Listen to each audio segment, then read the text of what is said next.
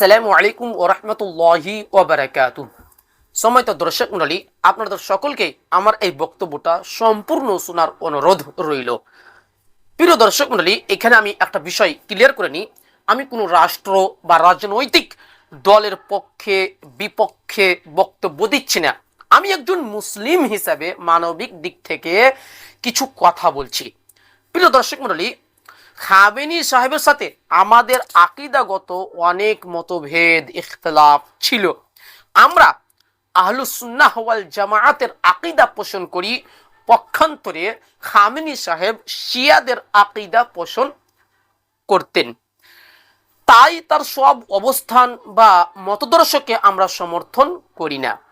প্রিয় দর্শক মণ্ডলী, তবে খামেনি সাহেব একটি রাষ্ট্রের নেতা হিসাবে আমেরিকার মতো শক্তিশালী দেশের সামনে দাঁড়িয়েছেন, এটি একটি রাজনৈতিক বাস্তবতা।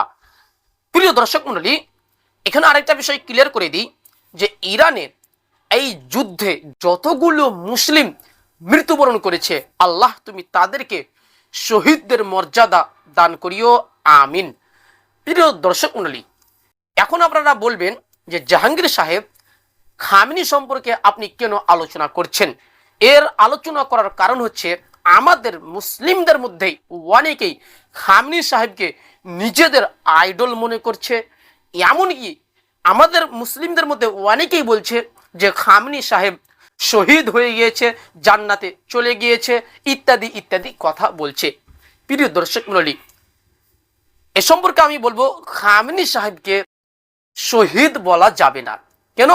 তার আকীদাগত অনেক বিভ্রান্ত ছিল।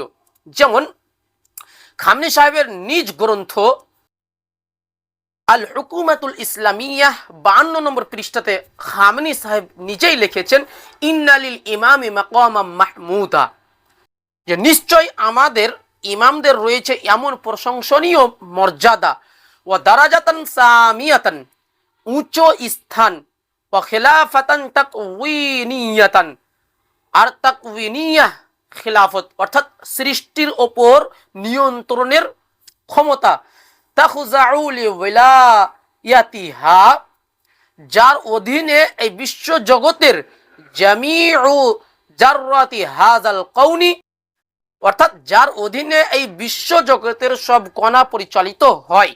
ওয়া ইন্না মিন জারুরাতি মাজহাবিনা আন্না লিআইম্মাতিনা মাকামান লা ইয়াবলুগুহু মালাকুন মুকাররাবুন ওয়ালা নাবিয়্যুন মুরসালুন, আমাদের মাযহাবের অপরিহার্য আকীদা হলো আমাদের ইমামদের এমন এক মকাম মর্যাদা রয়েছে যা কোনো নিকটবর্তী ফেরেশতা এমনকি কোনো প্রেরিত নবীও অর্জন করতে পারে না।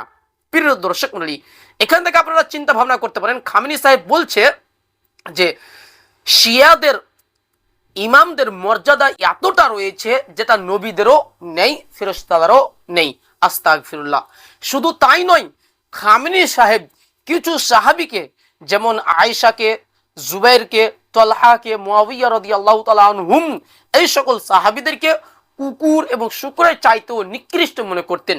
যেমন খামেনি সাহেবের নিজ গ্রন্থ কিতাবুত তাহারাত 3 খণ্ড 457 নম্বর পৃষ্ঠাতে খামেনি সাহেব নিজেই লিখেছেন, আয়েশাতা ওয়া জুবাইরি ওয়া তলহাতা ওয়া মুয়াবিয়া, অর্থাৎ আয়েশা এবং জুবাইর এবং তলহা এবং মুয়াবিয়া এই সাহাবাদের ব্যাপারে খামেনি সাহেব বলছে, ওয়া ইন কানু আখবাসা মিনাল কিলাবি ওয়াল খানাজির, অর্থাৎ তারা কুকুর ও শুকরের চেয়েও ঘৃণিত।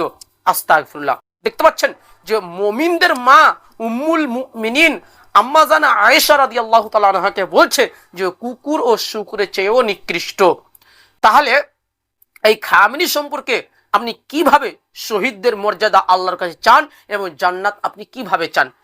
যারা সাহাবীদের উপর এত নিকৃষ্ট কথা বলেছে তার জন্য আপনি রহমতের দোয়া করছেন, তার জন্য আপনি আল্লাহর কাছে ক্ষমা চাইছেন। আজকে আপনার বিবেক কোথায় দাঁড়িয়েছে?